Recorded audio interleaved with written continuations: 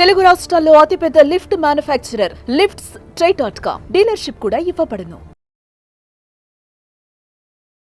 నమస్కారం ఉమా గారు. నమస్తే అండి.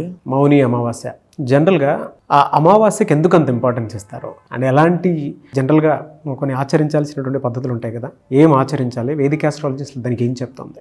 ముఖ్యంగా నాగరాజు గారు మన సనాతన ధర్మంలో అవ్వచ్చు, జ్యోతిష శాస్త్రపరంగా అవ్వచ్చు, ప్రతి తిథికి ప్రతి వారానికి ప్రతి నక్షత్రానికి కొన్ని ప్రత్యేకతలు ఉంటాయండి. ఉదాహరణకి పౌర్ణమి తీసుకున్నాం అనుకోండి, దేవతల యొక్క ఆవాహన కానీ దేవతల్ని ప్రసన్నం చేసుకోవడం కానీ చాలా తొందరగా అవుతుంది.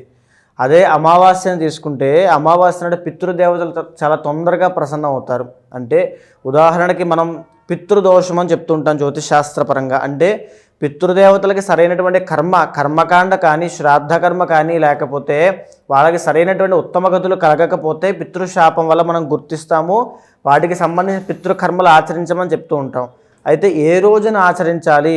మనందరికీ బాగా తెలిసినటువంటి అమావాస్య మహాలయ అమావాస్య. ఆ రోజున ప్రతి ఒక్కరు ఏం చేస్తారండి? శ్రాద్ధకర్మలు ఆచరించడం, చనిపోయిన వాళ్ళకి తద్దినం ఆబ్దికాలు లాంటివి పెట్టడం లాంటివి చేస్తుంటారు. అలాంటిదే మౌని అమావాస్య. అయితే ఈ రోజున ఇది యొక్క మౌని అమావాస్య విశేషత ఎలా చెప్పబడింది అని అంటే, ఎవరైతే మునులు ఉంటారో లేకపోతే ఎవరైతే తపస్సు చేయాలనుకుంటారో, జప హోమ అర్చన అభిషేక దాన ప్రక్రియలు చేయాలనుకునే ప్రతి ఒక్కరికి కూడా మౌని అమావాస్య చాలా విశేషమైనది. ఆ రోజున ఎవరైనా సరే ఏమీ మాట్లాడకుండా మౌనం వహిస్తూ కనుక లోపల అంతర్గతంగా జపం చేసినట్లయితే విశేషమైన ఫలితాలు ఉంటాయి. ఓకే. సో ఆ రోజున మౌని అమావాస్య నాడు కనుక ఇప్పుడు మనకి మహాకుంభమేళా జరుగుతుంది నాగరాజు గారు.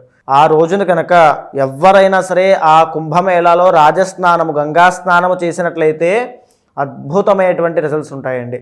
చేసినటువంటి పాపకర్మ అంతా పోతుంది. ఈరోజు మనం ఇలా కష్టం అనుభవిస్తున్నామంటే ఏదో కష్టము, దానికి సంబంధించిన ఏదో కర్మ ఉంది కాబట్టి కష్టం అనుభవిస్తూ ఉంటాం. అలాంటివన్నీ ఇలాంటి పుణ్యతిథుల్లో పుణ్య నదుల్లో స్నానం చేయడం వల్ల పోతాయి.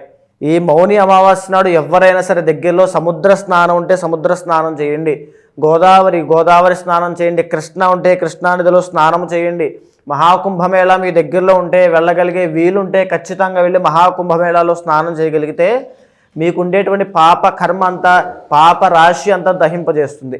ఒకవేళ ఎవరైనా సరే మేము వెళ్ళలేము, వయసు పైబడిన వాళ్ళు ఉంటారు, వెళ్ళలేరు, ఇంట్లోనే ఉండి కానీ లోపల ఎంతో భక్తి ఉంటుంది, ఎంతో ప్రాయశ్చిత్తం ఉంటుంది, నేను చేసిన పాపకర్మ పోగొట్టుకోవాలని, వాళ్ళు మాత్రం నేను చెప్పినట్టుగా చేయండి.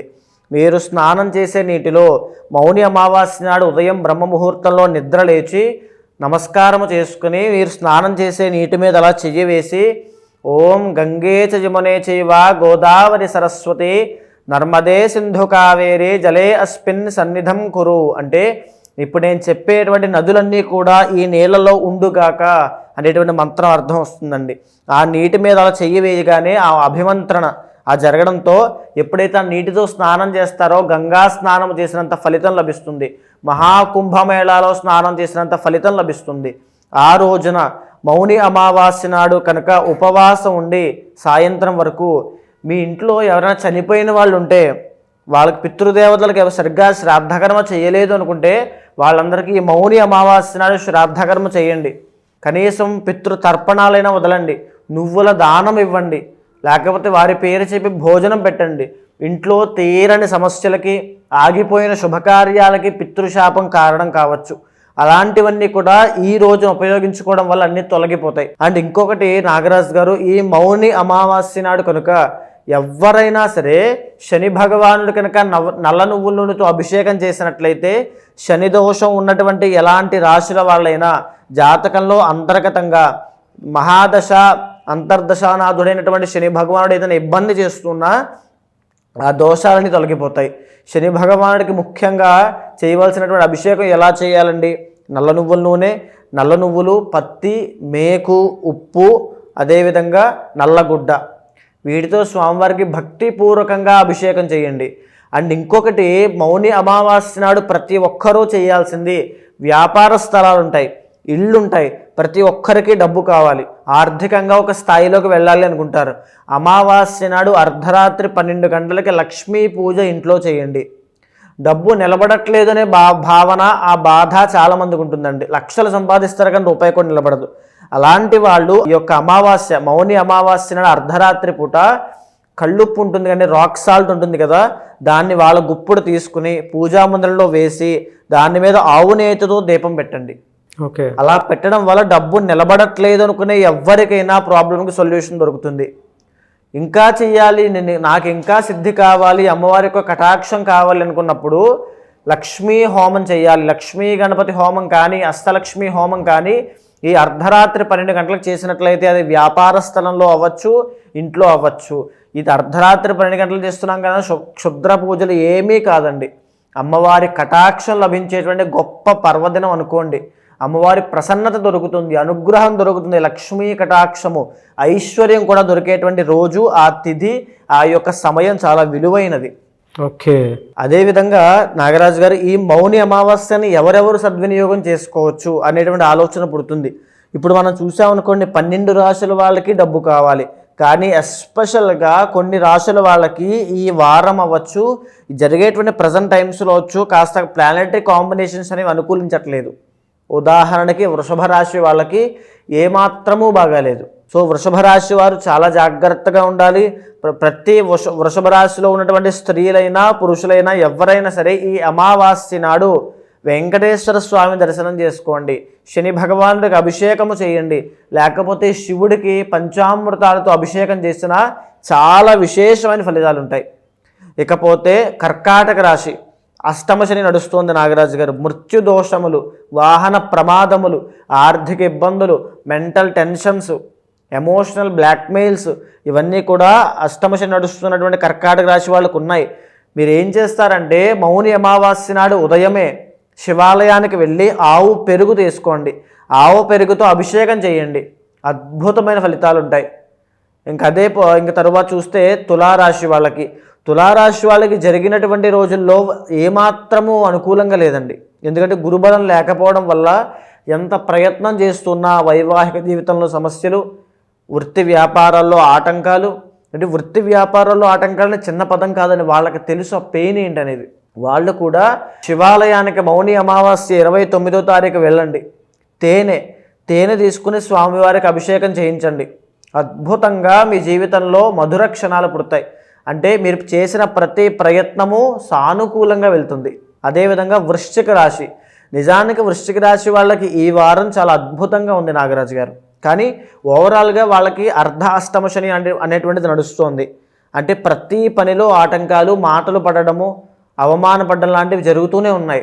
వాళ్ళు మౌని అమావాస్య నాడు శివాలయానికి వెళ్ళండి, ఆవు నేతితో అభిషేకం చేయండి, వచ్చేటువంటి ఆటంకాలు ప్రతీదీ పోతాయి.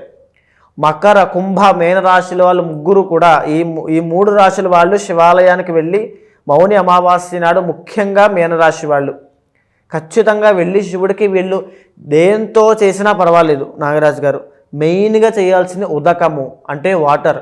ఆ నీటితో కనుక స్వామివారికి భక్తిపూర్వకంగా అభిషేకం చేశారా అద్భుతమైన గండాల నుంచి దాటుతారు, ఆరోగ్య సమస్యల నుంచి గట్టెక్కుతారు. రుణ బాధలు మకర రాశి వాళ్ళకు ఉన్నాయి, ఆ రుణ బాధల నుంచి బయటకు వస్తారు. శివుడికి ఖచ్చితంగా అభిషేకం చేసి తీరాలి. ఓకే, శివుడికి ఖచ్చితంగా అభిషేకం చేసి తీరాలి. చాలామంది అంటే మీ త్రూ కొంతమంది హోమాలు కానివ్వండి, యజ్ఞాలు కానివ్వండి చేయించుకోవాలి అనుకున్నటువంటి వాళ్ళు ఉంటారు, ముహూర్తాల పరంగా కూడా చూసుకొని ముందుకెళ్ళాలి అనుకున్నటువంటి వాళ్ళు ఉంటారు. మిమ్మల్ని అప్రోచ్ అవ్వాలి అంటే ప్రాసెస్ ఏంటి సార్ అసలు?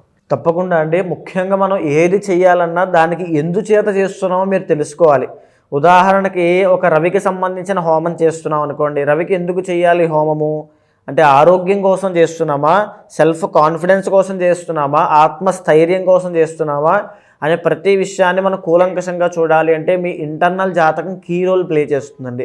కేవలం రాశి బట్టి, ఆ వార ఫలితం బట్టి మాత్రమే మనం డిసైడ్ చేయకూడదు. మిగతా అంతర్గత జాతకాన్ని సమన్వయం చేసుకున్న తరువాతే చేసుకోవాలి. సో ఆ రకంగా అనుకున్నప్పుడు ఖచ్చితంగా కన్సల్ట్ అవ్వండి. మీ జాతకంలో ఎలాంటి పరిస్థితులు ఉన్నాయి, పాజిటివ్ సైడ్ ఏంటి, నెగిటివ్ సైడ్ ఏంటి, మంచి ఏమిటి, చెడు ఏంటి చూద్దాము, మాట్లాడదాము. తప్పకుండా పరిహారం చేస్తాను, ఆ రిజల్ట్స్ వచ్చేలా చేస్తాను. సార్ థ్యాంక్ యూ అండి, థ్యాంక్ యూ సో మచ్ అమ్మ గారు. నమస్తే అండి. చూసారు కదండి వీడియో. ఈ వీడియోపై మీ అభిప్రాయాన్ని కమెంట్ బాక్స్లో పోస్ట్ చేయండి. ముఖ్యంగా మీరు కనుక ఉమాగారి త్రూ ఏదైనా సరే మీ పర్సనల్ జాతకం తెలుసుకోవాలి అనుకున్నటువంటి వాళ్ళైనా, యజ్ఞాలు, యాగాలు, హోమాలు లేదు అని అంటే ఒక రైట్ టైం, రైట్ హోరాలో ఏదైనా మంచి ముహూర్తంలో బిజినెస్ స్టార్ట్ చేయాలి అనుకున్నా, లేదంటే అన్నప్రాసన చేసుకోవాలని అనుకున్న, గృహప్రవేశం అయినా సరే, లేదంటే పెళ్ళికి సంబంధించినటువంటి ఏదున్నా సరే, ఒక మంచి ముహూర్తం కోసం కనుక మీరు అప్రోచ్ అవ్వాలి అనుకుంటే త్రూ వేదిక్ ఆస్ట్రాలజీ వెళ్ళాలి అనుకుంటే, ఉమాగారిని అప్రోచ్ అవ్వాలనుకుంటే స్క్రీన్ మీద మీకు కాంటాక్ట్ నెంబర్ కనిపిస్తుంది, దాన్ని మీరు కాల్ ఆర్ మెసేజ్ వాట్సాప్ చేసి వెంటనే అపాయింట్మెంట్ బుక్ చేసుకోండి. ఈ వీడియో లైక్ చేయండి, షేర్ మాత్రం తప్పకుండా చేయండి. ఇలాంటి మరిన్ని వీడియోస్ కోసం మా ఛానల్ ఫాలో అవ్వండి. Thank you.